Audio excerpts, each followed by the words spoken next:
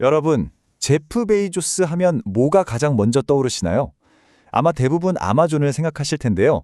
그런데 사실 그의 진짜 꿈은요, 저 하늘 너머 우주에 있거든요. 온라인 서점에서 시작해서 우주 기업까지 이 모든 걸 관통하는 딱 하나의 철학이 있습니다. 자, 오늘 바로 그 놀라운 생각의 뿌리를 한번 같이 파헤쳐 보겠습니다. 베이조스가 자기 생각을 설명할 때 정말 자주 쓰는 인용구가 있어요. 바로 이겁니다. 나는 불가능이란 단어를 아주 조심스럽게 쓰게 됐다. 와, 이 한 문장에 사실 모든 게 다 들어있는 것 같아요. 그죠? 남들이 다 안 된다고, 불가능하다고 하는 거에 도전해서 귀엽고 현실로 만들어내는 것. 이게 바로 베이조스가 가진 야망의 진짜 핵심인 거죠. 자, 첫 번째 섹션입니다. 목장주의 사고방식. 아니 근데 불가능을 가능하게 만드는 그 엄청난 자신감? 대체 어디서 온 걸까요? 그 뿌리를 찾으려면요, 우리가 시간의 거슬러 올라가야 합니다. 바로 그가 어릴 때 살았던 텍사스의 한 목장으로요. 베이조스는 4살부터 16살까지 매년 여름방학을 할아버지 목장에서 보냈다고 해요. 생각해보세요. 도시에서는 전화 한 통이면 모든 해결되잖아요. 근데 거긴 완전 다른 세상이었던 거죠. 그리고 거기서 만난 할아버지는 뭐랄까, 그의 인생 첫 번째이자 최고의 멘토였습니다. 모든 걸 직접 스스로 해결하는 법을 그냥 몸으로 보여주셨거든요. 바로 이 목장에서 배운 것들이에요. 자립심, 지략, 독창성, 그리고 제일 중요한 거 문제 해결 능력. 거기서 뭐 문제가 생기면 누구한테 전화해서 와주세요 하는 게 아니라 그냥 내가 직접 해결책을 찾아내는 게 너무나 당연한 분위기였던 거죠. 베이조스가 할아버지에 대해 이런 말을 했어요. 할아버지는 절대 누구한테 전화하지 않으셨어요. 그냥 스스로 방법을 찾아내셨죠. 아니, 얼마나 대단하냐면 아픈 소를 치료해야 하는데 수술용 바늘이 없으니까 그냥 철사를 막 두드려서 직접 만들었대요. 진짜 대단하죠? 이런 경험들이 어린 베이조스 머릿속에 아주 강력한 믿음을 심어준 거예요. 아, 어떤 문제든 결국엔 해결할 수 있구나. 그 대표적인 일화가 바로 이 불도저 얘기입니다. 할아버지가 완전 고물 다 망가진 불도저를 헐값에 사오신 거예요. 그리고는 베이조스랑 여름 내내 그걸 고친 거죠. 심지어 변속기 기어 같은 엄청 무거운 부품을 옮겨야 하니까 직접 크레인까지 만들었대요. 이건 그냥 불가능해 보이는 문제를 해결할 수 있는 프로젝트로 바꿔버리는 경험을 온몸으로 한 거죠.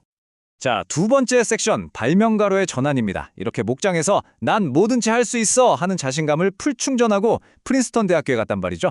그런데 바로 거기서 그는 자신의 한계를 처음으로 깨닫게 됩니다. 그리고 동시에 자신의 진짜 재능이 뭔지 발견하는 아주 결정적인 순간을 맞이하게 돼요. 원래 베이조스의 꿈이 이론 물리학자였다는 거 알고 계셨나요? 그런데 왜 그 꿈을 포기했을까요? 그 이유가 아주 재미있는 일화 하나에 숨어 있습니다. 프린스턴 시절이었어요. 어느 날 밤에 친구랑 둘이서 진짜 어려운 편미분 방정식 문제를 풀고 있었던 거죠. 아니, 문제 하나를 가지고 3시간 동안 끙끙댔는데 도저히 정말 답이 안 나오는 거예요. 결국 둘이서 안 되겠다 싶어서 요산타라는 천재 친구한테 찾아가서 물어봤어요. 근데 이 요산타가 둘이 3시간이나 쩔쩔맸던 그 문제를 딱 보더니 진짜 몇 초 쓱 쳐다보고는 바로 답을 말해버린 거예요. 코사인. 바로 그 순간 베이조스는 엄청난 충격을 받으면서 동시에 깨달은 거죠. 아, 나는 위대한 이론 물리학자는 못 되겠구나. 내 머리는 저런 천재들이랑은 완전히 다른 방식으로 돌아가는구나. 그때 딱 깨달은 거예요. 아, 나는 하나의 정답을 향해서 깊게 파고드는 그런 이론 물리학자 타입은 아니구나. 대신 나는 발명가구나. 어떤 문제가 있으면 그거에 대한 해결책을 막 100가지씩 떠올리는 사람, 그리고 그 중에 하나는 분명히 될 거라고 믿는 그런 사람이구나. 이게 바로 내 진짜 재능이구나 하고 말이죠. 세 번째 섹션, 바로 그 유명한 첫날 데이원 철학입니다. 자, 그럼 베이조스는 이 발명가 마인드를 어떻게 아마존이라는 어마어마한 회사를 굴리는 운영체제로 만들었을까요? 그 비밀이 바로 여기 데이원 철학에 숨어 있습니다. 첫날과 둘째 날, 개념은 간단해요. 첫날은 말 그대로 매일이 창업 첫날인 거예요. 늘 새로운 마음으로 도전하고 혁신하고 그런 거죠. 반면에 둘째 날은 그냥 정체되는 거예요. 그러다 뒤처지고 결국엔 사라지는 거죠. 그래서 베이조스는 아마존은 영원히 첫날이어야 한다고 입버릇처럼 말하는 겁니다. 그럼 이 첫날을 어떻게 유지할 수 있을까요? 여기서 아주 실용적인 도구가 하나 나옵니다.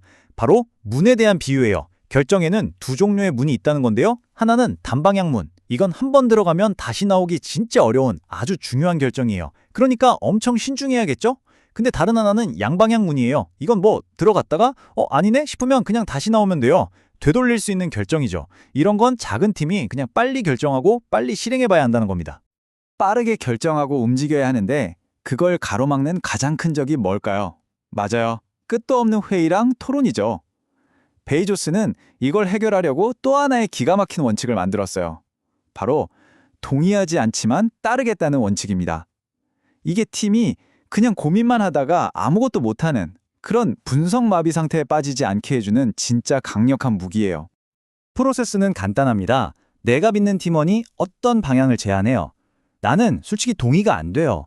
하지만 결정은 해야 하는 상황이죠. 그때 이렇게 말하는 겁니다. 나는 동의하지 않지만 당신의 결정에 따르겠습니다. 그리고 일단 그렇게 말했으면 마치 처음부터 내 아이디어였던 것처럼 온 힘을 다해 그 결정을 지지하고 돕는 거예요. 베이조스는 이게 진짜 팀워크고 이게 결단력을 키우는 방법이라고 믿는 거죠. 자, 네 번째 섹션입니다. 우주로 가는 길 닦기 드디어 나왔네요. 아마존에서의 엄청난 성공이 그의 최종 목표, 그러니까 우주랑 어떻게 연결되는지 한번 보시죠. 베이조스 한제 블루 오리진은 자신의 그 발명가 정신을 남김없이 쏟아부을 수 있는 마지막 남은 미개척지, 바로 우주로 향한 도전인 셈입니다. 그의 꿈은 그냥 로켓 몇 번 쏘아 올리는 그런 수준이 아니에요. 그가 진짜 꾸는 꿈은 인류가 이 태양계 전체로 퍼져나가서 사는 거예요. 상상해보세요. 수천 명의 아인슈타인, 수천 명의 모차르트가 동시에 막 태어나는 그런 역동적인 문명, 그걸 꿈꾸는 겁니다. 여기서 정말 중요한 비유가 하나 나와요. 한번 들어보세요. 베이조스가 아마존을 처음 시작할 때 결제 시스템이나 택배 시스템을 처음부터 만들 필요가 있었을까요? 아니죠. 신용카드나 우편 서비스 같은 인프라가 이미 다 깔려 있었잖아요. 블루 오리진의 목표가 바로 그거예요. 미래 세대들을 위해서 우주로 가는 길을 닦아주는 것. 그러니까 우주 시대의 인프라를 자기가 만들겠다는 겁니다. 이 인프라가 하는 역할이 뭐냐? 이걸 만들어서 지구를 오염시키는 중공업 같은 건 다 우주로 보내버리고 우리 지구는 이 태양계의 보석처럼 아름답게 보존하자는 거예요. 그리고 더 나아가서 미래의 누군가가 자기 기숙사 방에서 우주회사를 창업할 수 있게 만들자는 거죠. 아마존처럼요. 그런 시대가 와야만 비로소 인류의 진짜 상상력과 독창성이 우주라는 무대에서 폭발할 수 있다. 이게 베이조스의 생각입니다. 자, 이제 마지막 섹션, 발명가의 꿈입니다. 텍사스의 목장에서 시작해서 저 머나먼 우주까지 이 기나긴 여정의 끝에서 그가 정말로 꿈꾸는 건 뭘까요? 한 명의 발명가로서 그가 이 세상에 남기고 싶은 유산은 대체 뭘까요? 이 한마디에 모든 답이 들어있습니다. 발명가의 가장 큰 꿈은 자신의 발명품이 너무나 성공해서 언젠가는 당연하게 여겨지는 것이다, 이거예요. 그에게 진짜 성공이란 자기가 만든 게 너무나 당연하고 평범한 일상이 되어서 사람들이 그게 한때는 엄청난 발명품이었다는 사실조차 까맣게 잊어버리는 것. 우리가 지금 아마존 원클릭 쇼핑을 당연하게 생각하는 것처럼요. 베이조스는 지금 미래를 위한 인프라를 깔고 있습니다.